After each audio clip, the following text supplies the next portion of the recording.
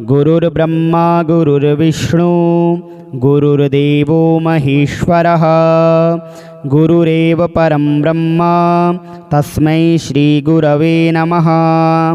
अखण्डमण्डलाकारं व्याप्तं येन चराचरं तत्पदं दर्शितं येन तस्मै श्रीगुरवे नमः। अज्ञानतिमिरान्धस्य ज्ञानाञ्जनशलाकया चक्षुरुन्मीलितं येन तस्मै श्रीगुरवे नमः। स्थावरं जङ्गमं व्याप्तं येन कृत्स्नं चराचरं तत्पदं दर्शितं येन तस्मै श्रीगुरवे नमः। चिद्रूपेण परिव्याप्तं त्रैलोक्यं सचराचरं तत्पदं दर्शितं येन तस्मै श्रीगुरवे नमः। सर्वश्रुतिशिरोरत्न समुद्भासितमूर्तये वेदान्ताबुजशौर्याय तस्मै श्रीगुरवे नमः। चैतन्यः शाश्वतः शान्तो व्योमातीतो निरञ्जनः बिन्दुनादकलातीत तस्मै श्रीगुरवे नमः। ज्ञानशक्तिसमारूढस्तत्त्वमाला विभूषितः भुक्तिमुक्तिप्रदाता च तस्मै श्रीगुरवे नमः। अनेकजन्मसम्प्राप्त करमे धनविदाहिने आत्मज्ञानाग्निदानेन तस्मै श्रीगुरवे नमः। शोषणं भवसिन्धोश्च प्रापणं सारसम्पदः यस्य पादोदकं सम्यक् तस्मै श्रीगुरवे नमः। न गुरोरधिकं तत्त्वं न गुरोरधिकं तपः तत्त्वज्ञानात् परं नास्ति तस्मै श्रीगुरवे नमः। मन्नाथः श्रीजगन्नाथो मद्गुरु श्रीजगद्गुरुः मदात्मा सर्वभूतात्मा तस्मै श्रीगुरवे नमः। गुरुरादिरनादिश्च गुरुः परमदैवतं गुरोः परतरं नास्ति तस्मै श्रीगुरवे नमः। ब्रह्मानन्दं परमसुखदं केवलं ज्ञानमूर्तिं द्वन्द्वातीतं जगन्सदृशं तत्त्वमस्यादिलक्ष्यम् एकं नित्यं विमलमचलं सर्वधी साक्षिभूतं भावातीतं त्रिगुणरहितं सद्गुरुं नमामि। गुरुर्ब्रह्मा गुरुर्विष्णु गुरुर्देवो महेश्वरः गुरुरेव परं ब्रह्म तस्मै श्रीगुरवे नमः।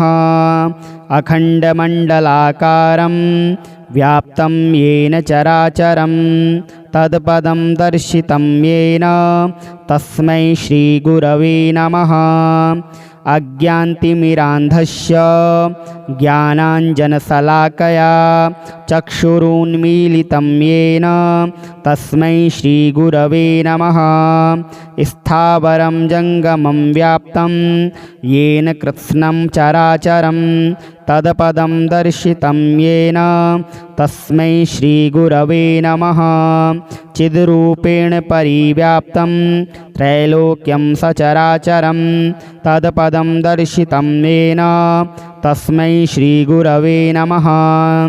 सर्वश्रुतिशिरोरत्न समुद्भासितमूर्तये वेदान्ताबुजशौर्याय तस्मै श्रीगुरवे नमः।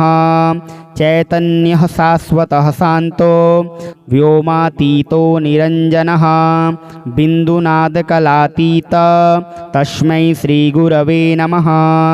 ज्ञानशक्तिसमारूढस्तत्त्वमाला विभूषितः भुक्तिमुक्तिप्रदाता च तस्मै श्रीगुरवे नमः। अनेकजन्मसम्प्राप्त करमे धनविदाहिने आत्मज्ञानाग्निदानेन तस्मै श्रीगुरवे नमः।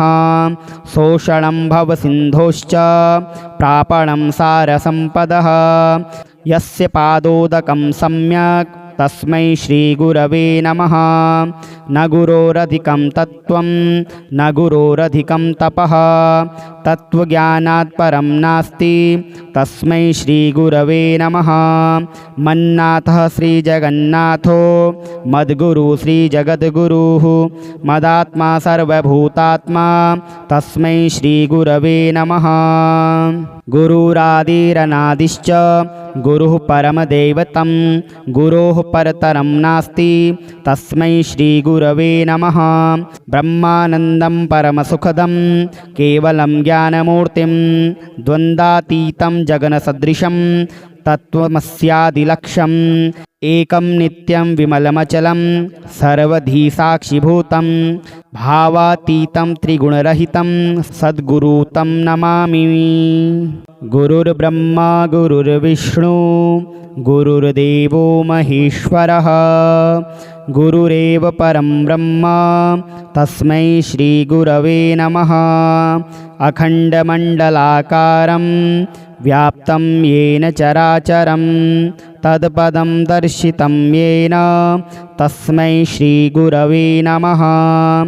अज्ञानतिमिरान्धस्य ज्ञानाञ्जनशलाकया चक्षुरुन्मीलितं येन तस्मै श्रीगुरवे नमः।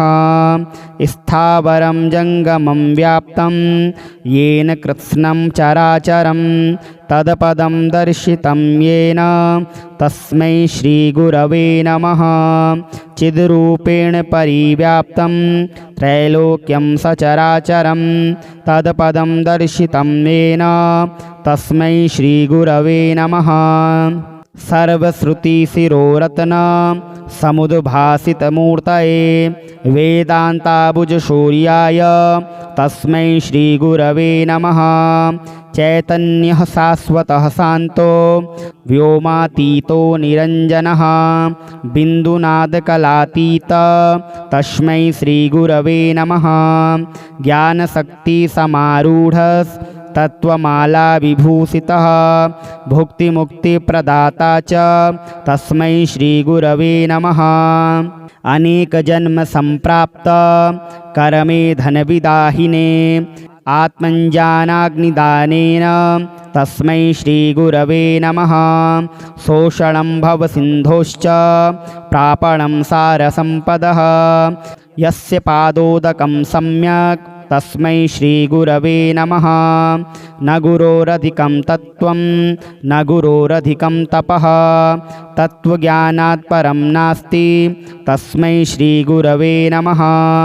मन्नाथः श्रीजगन्नाथो मद्गुरु श्रीजगद्गुरुः मदात्मा सर्वभूतात्मा तस्मै श्रीगुरवे नमः। गुरुरादिरनादिश्च गुरुः परमदैवतं गुरोः परतरं नास्ति तस्मै श्रीगुरवे नमः। ब्रह्मानन्दं परमसुखदं केवलं ज्ञानमूर्तिं द्वन्द्वातीतं जगन्सदृशं तत्त्वमस्यादिलक्ष्यम् एकं नित्यं विमलमचलं सर्वधी साक्षिभूतं भावातीतं त्रिगुणरहितं सद्गुरुं नमामि। गुरुर्ब्रह्मा गुरुर्विष्णु गुरुर्देवो महेश्वरः गुरुरेव परं ब्रह्म तस्मै श्रीगुरवे नमः। अखण्डमण्डलाकारं व्याप्तं येन चराचरं तत्पदं दर्शितं येन तस्मै श्रीगुरवे नमः। अज्ञानतिमिरान्धस्य ज्ञानाञ्जनशलाकया चक्षुरुन्मीलितं येन तस्मै श्रीगुरवे नमः। स्थावरं जङ्गमं व्याप्तं येन कृत्स्नं चराचरं तत्पदं दर्शितं येन तस्मै श्रीगुरवे नमः। चिद्रूपेण परिव्याप्तं त्रैलोक्यं सचराचरं तत्पदं दर्शितं येन तस्मै श्रीगुरवे नमः। सर्वश्रुतिशिरोरत्न समुद्भासितमूर्तये वेदान्ताबुजशौर्याय तस्मै श्रीगुरवे नमः। चैतन्यः शाश्वतः शान्तो व्योमातीतो निरञ्जनः बिन्दुनादकलातीत तस्मै श्रीगुरवे नमः। ज्ञानशक्तिसमारूढस्तत्त्वमाला विभूषितः भुक्तिमुक्तिप्रदाता च तस्मै श्रीगुरवे नमः। अनेकजन्मसम्प्राप्त करमे धनविदाहिने आत्मज्ञानाग्निदानेन तस्मै श्रीगुरवे नमः।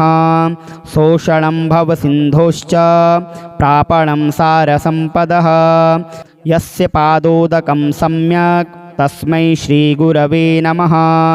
न गुरोरधिकं तत्त्वं न गुरोरधिकं तपः तत्त्वज्ञानात् परं नास्ति तस्मै श्रीगुरवे नमः। मन्नाथः श्रीजगन्नाथो मद्गुरु श्रीजगद्गुरुः मदात्मा सर्वभूतात्मा तस्मै श्रीगुरवे नमः। गुरुरादिरनादिश्च गुरुः परमदैवतं गुरोः परतरं नास्ति तस्मै श्रीगुरवे नमः।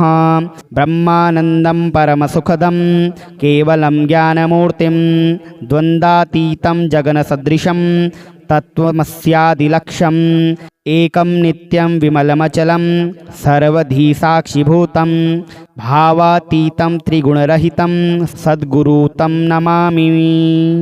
गुरुर्ब्रह्मा गुरुर्विष्णु गुरुर्देवो महेश्वरः गुरुरेव परं ब्रह्म तस्मै श्रीगुरवे नमः।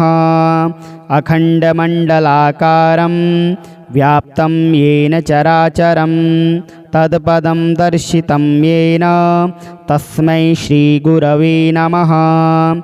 अज्ञानतिमिरान्धस्य ज्ञानाञ्जनशलाकया चक्षुरुन्मीलितं येन तस्मै श्रीगुरवे नमः।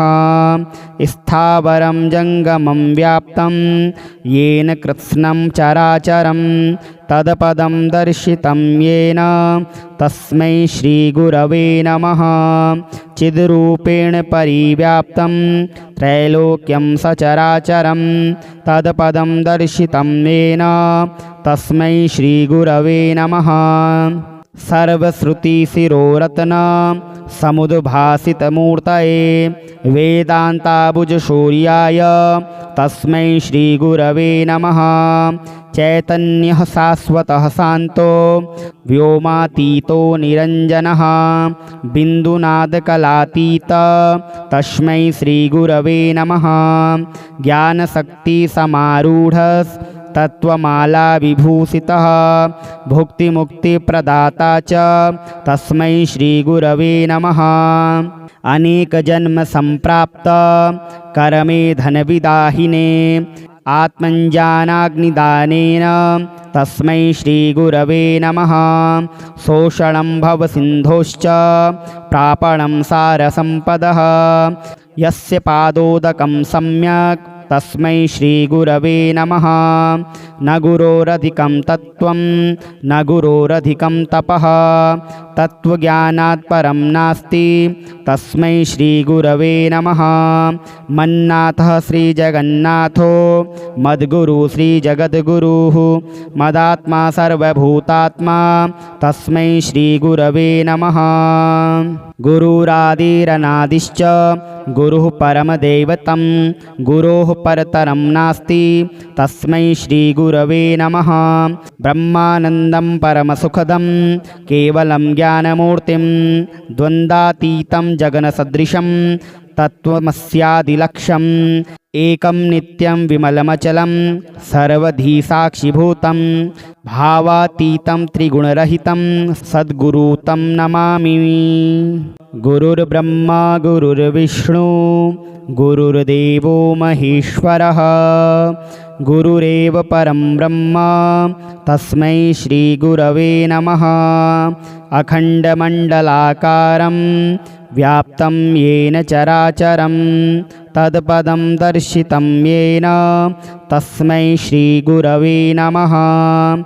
अज्ञानतिमिरान्धस्य ज्ञानाञ्जनशलाकया चक्षुरुन्मीलितं येन तस्मै श्रीगुरवे नमः।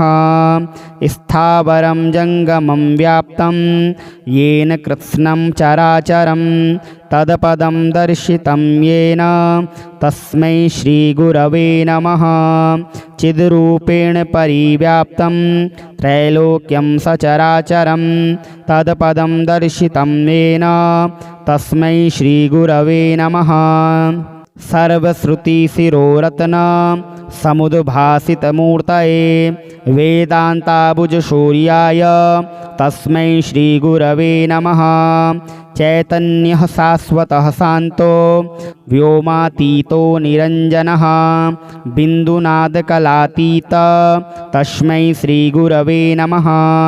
ज्ञानशक्तिसमारूढस्तत्त्वमाला विभूषितः भुक्तिमुक्तिप्रदाता च तस्मै श्रीगुरवे नमः। अनेकजन्मसम्प्राप्त करमे धनविदाहिने आत्मज्ञानाग्निदानेन तस्मै श्रीगुरवे नमः। शोषणं भवसिन्धोश्च प्रापणं सारसम्पदः यस्य पादोदकं सम्यक् तस्मै श्रीगुरवे नमः। न गुरोरधिकं तत्त्वं न गुरोरधिकं तपः तत्त्वज्ञानात् परं नास्ति तस्मै श्रीगुरवे नमः। मन्नाथः श्रीजगन्नाथो मद्गुरु श्रीजगद्गुरुः मदात्मा सर्वभूतात्मा तस्मै श्रीगुरवे नमः। गुरुरादिरनादिश्च गुरुः परमदैवतं गुरोः परतरं नास्ति तस्मै श्रीगुरवे नमः। ब्रह्मानन्दं परमसुखदं केवलं ज्ञानमूर्तिं द्वन्द्वातीतं जगन्सदृशं तत्त्वमस्यादिलक्ष्यम् एकं नित्यं विमलमचलं सर्वधी साक्षिभूतं भावातीतं त्रिगुणरहितं सद्गुरुं तं नमामि।